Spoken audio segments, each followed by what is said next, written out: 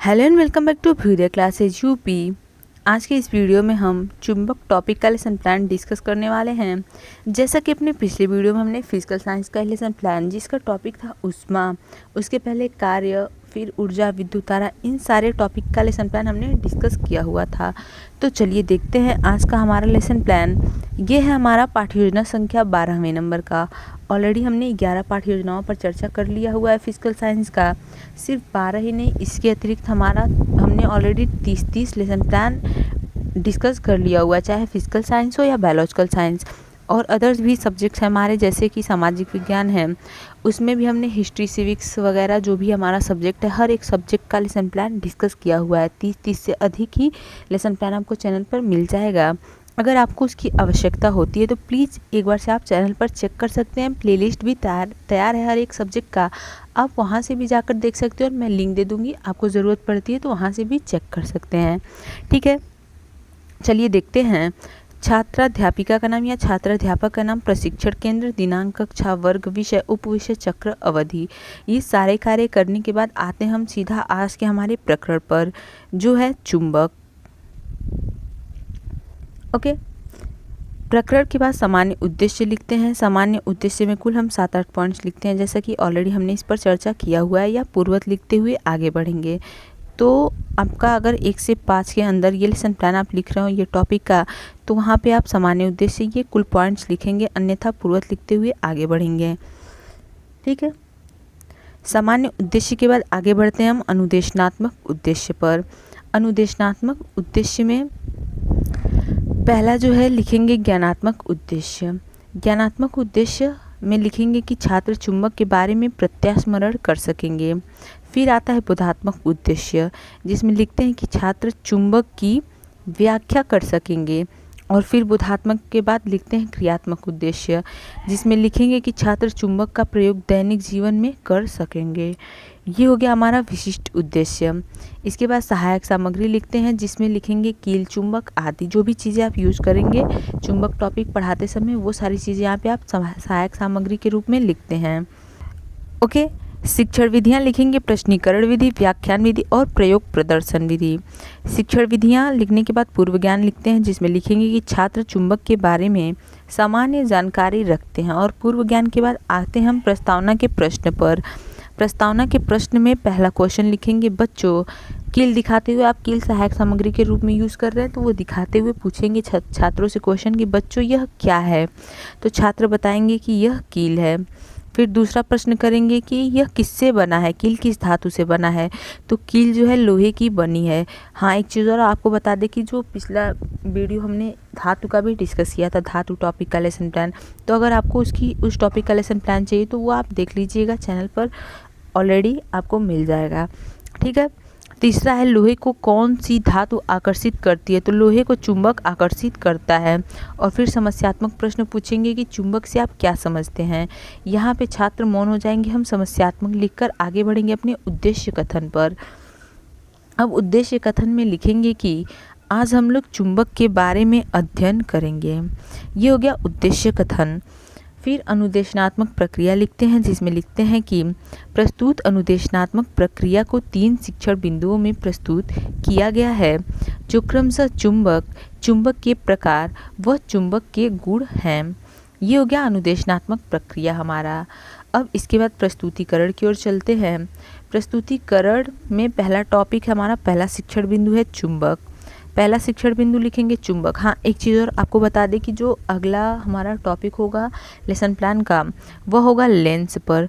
तो इसके बाद हम लेंस टॉपिक का लेसन प्लान इस पर चर्चा करने वाले हैं। तो प्लीज़ अगर अभी तक आप चैनल से नहीं जुड़े हैं, चैनल को सब्सक्राइब नहीं किया है, तो एक बार से सब्सक्राइब कर लीजिएगा। और आपको वीडियो हेल्पफुल लगेगी तो वीडियो के अंत में आपको पसंद आएगी वीडियो, तो अंत में जाते वक्त लाइक और शेयर भी ज़रूर करते जाइएगा।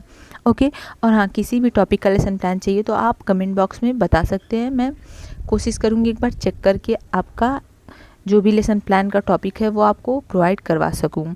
ठीक है, देखते हैं हम पहला विकासात्मक प्रश्न। इसमें लोहे से बनी कुछ वस्तुओं के नाम बताइए। तो लोहे से बनी वस्तुएं कील, खिड़की आदि हैं। दूसरा प्रश्न है चुंबक किन किन वस्तुओं को अपनी ओर आकर्षित करता है, तो चुंबक लोहे, चम्मच, सिक्के आदि को आकर्षित करता है। इसके बाद मौन प्रश्न करेंगे कि चुंबक के बारे में विस्तार से बताइए।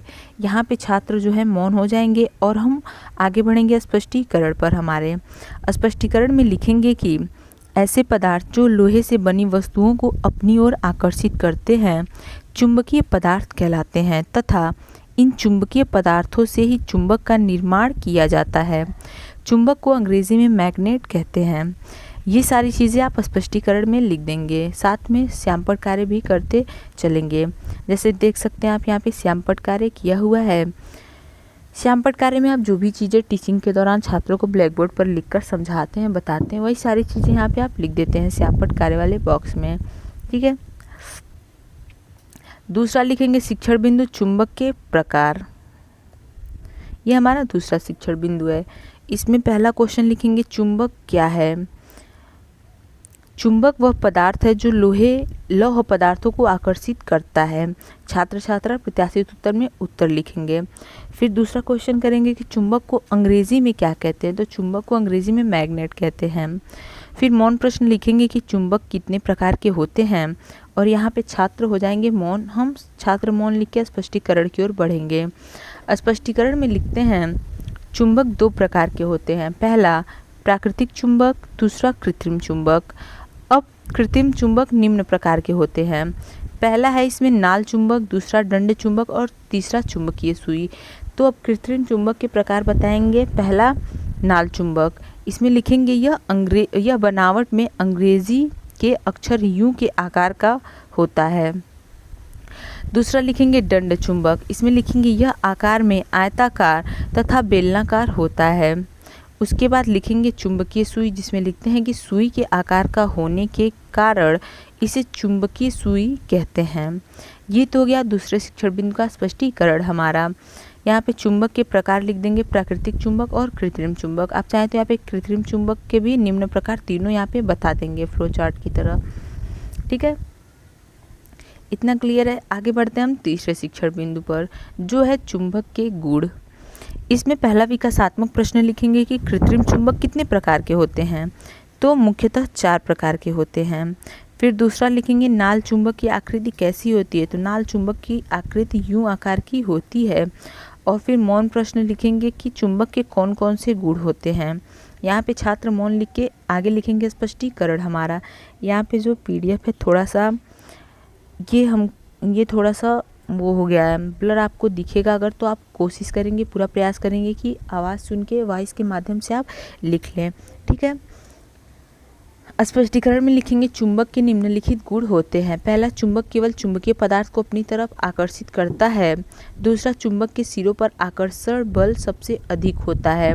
और तीसरा, चुंबक के असमान ध्रुवों में आकर्षण तथा समान ध्रुवों में प्रतिकर्षण होता है। ये हो गया चुंबक के गुण। यहाँ पे आप श्यामपट्ट कार्य देख सकते हैं किया हुआ है, तो एक बार स्क्रीनशॉट लेकर साथ में लिखते चलेंगे। ठीक है,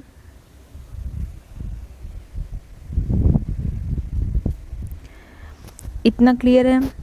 आगे बढ़ते हैं अब हमारे निरीक्षण कार्य पर। निरीक्षण कार्य लिखेंगे, जिसमें लिखते हैं कि छात्र अध्यापिका द्वारा छात्रों को श्यामपट्ट कार्य उतारने का निर्देश दिया जाएगा तथा कक्षा में अनुशासन बनाए रखते हुए निरीक्षण कार्य किया जाएगा। ये हो गया निरीक्षण कार्य। इसके बाद पुनरावृत्ति का प्रश्न लिखेंगे, फिर गृह कार्य और उसके बाद हमारा पाठ्य योजना समाप्त होगा। पुनरावृत्ति का प्रश्न में लिखेंगे पहला क्वेश्चन कि चुंबक की परिभाषा बताइए। दूसरा, चुंबक के गुणों की व्याख्या कीजिए। और तीसरा है चुंबक कितने प्रकार के होते हैं। चौथा लिखेंगे क्वेश्चन कि चुंबक के सिरों पर सबसे अधिक क्या होता है। ये था हमारा मूल्यांकन या पुनरावृत्ति का प्रश्न। अब इसके बाद गृह कार्य लिखेंगे, जिसमें लिखेंगे कि सभी छात्र घर से चुंबक के बारे में लिखकर लाएंगे। और इसी के साथ यहीं पर होता है हमारा पाठ्य योजना समाप्त। सो गाइज, आज के वीडियो में बस इतना ही। मिलते हैं अपने अगले वीडियो में, जिसका टॉपिक मैंने अभी आपको बताया क्या है, लेंस है। तो प्लीज़ तब तक के लिए चैनल से जुड़े रहें। जाते वक्त अभ्युदय क्लासेस यूपी को सब्सक्राइब करना नहीं भूलेंगे, ज़रूर करते जाएंगे। और वीडियो आपको हेल्पफुल लगी हो तो प्लीज़ लाइक और शेयर भी साथ में ज़रूर करते जाएंगे। Okay, thank you.